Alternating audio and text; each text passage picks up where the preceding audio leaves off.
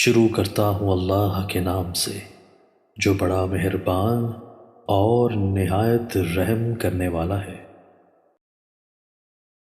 حضرت ابن عمر رضی اللہ تعالیٰ عنہ راوی ہیں کہ رسول کریم صلی اللہ علیہ وآلہ وسلم نے فرمایا، صرف دو اشخاص کے بارے میں حسد جائز ہے۔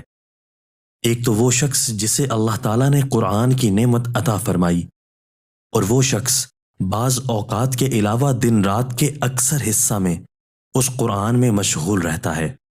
دوسرا وہ شخص کہ جس کو اللہ تعالیٰ نے مال عطا فرمایا ہو اور وہ اس کو دن رات کے اکثر حصہ میں خرچ کرتا ہو۔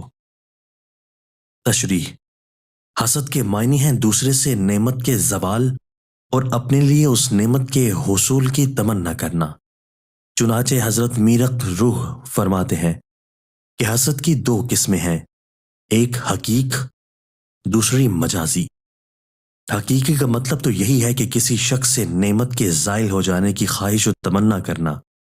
حسد کی یہ قسم احکام قرآنی اور تعلیمات حدیث کے پیش نظر تمام علماء امت کے نزدیک متفقہ طور پر حرام ہے۔ مجازی کا مطلب یہ ہے کہ کسی شخص کے پاس کوئی نعمت دیکھ کر اپنے لیے اس کے حصول کی خواہش و تمنا کرنا، بغیر اس آرزو کے کہ وہ دوسرے شخص سے زائل ہو۔ مجازی حسد کی قسم غبطہ کہلاتی ہے، جسے رشک بھی کہا جاتا ہے۔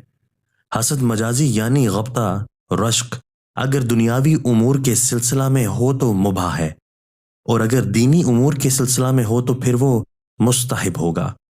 مثلا کسی شخص کو مسجد بنانا ہو، دیکھ کر یہ آرزو و خواہش کرے کہ کاش اگر میرے پاس بھی روپیہ ہو تو میں بھی ایسی مسجد بناؤں۔ یہ رشک پسندیدہ ہے اور اس پر ثواب بھی ملتا ہے۔ بہرکیف یہاں حدیث میں حسد سے مراد غبطہ ہے، مگر اس حدیث میں غبطہ کی اجازت صرف انہی دو چیزوں میں منحصر کرنا مقصود نہیں ہے کہ کوئی نعمت ان دو نعمتوں سے بڑھ کر نہیں ہے کہ جس کے حاصل ہونے کی خواہش کی جائے۔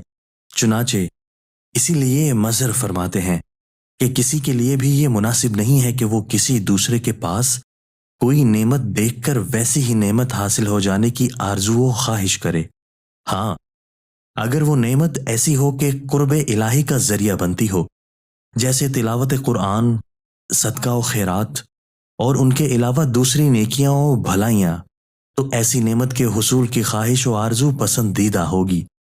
قرآن کی نعمت عطا فرمائی سے مراد یہ ہے کہ اس کو اللہ تعالیٰ نے قرآن پڑھنے اور یاد کرنے کی توفیق عطا فرمائی، چنانچہ اس کو قرآن اس طرح یاد ہو جیسا کہ ہونا چاہیے۔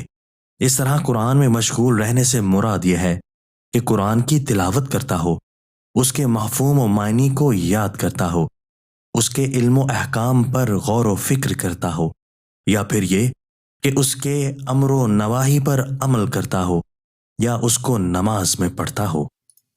دوستو، اللہ تعالی ہمیں ان احادیث مبارکہ پر عمل کرنے اور اپنی زندگیوں کو سنوارنے کی توفیق عطا فرمائے۔